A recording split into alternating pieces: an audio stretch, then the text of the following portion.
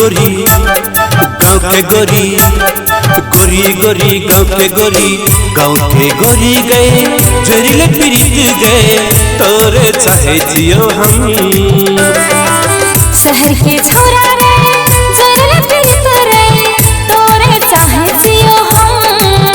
हो छुप के पनघट में तोरा देखली हम, जहिया से देखली फिसल गेल कदम। नींद चैन हमारे तू लागेली, पगले दीवानी हमरा बनेली। गाँव के गोरी गए जोरिले प्रीत गए तोरे चाहे जियो हम।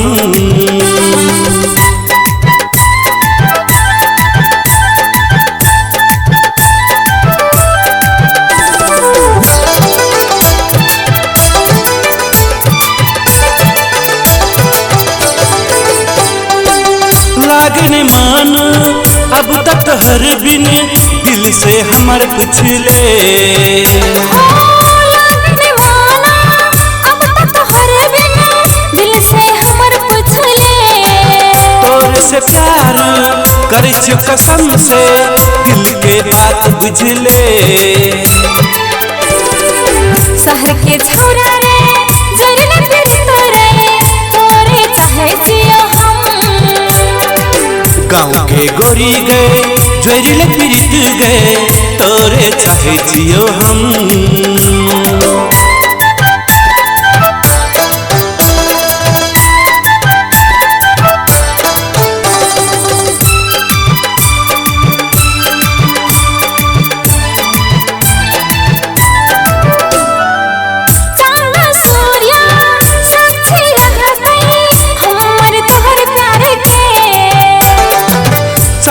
सूर्य साक्षी रहतई हमर तोहर प्यार के। कहीं न ज्यादा है बतहर से, कहीं न दूर जेबो।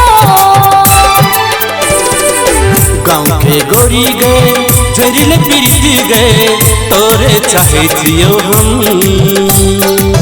शहर के छोरा रे जोरिले प्रीत रे तोरे चाहे जियो हम। तोरे चाहे जियो हम।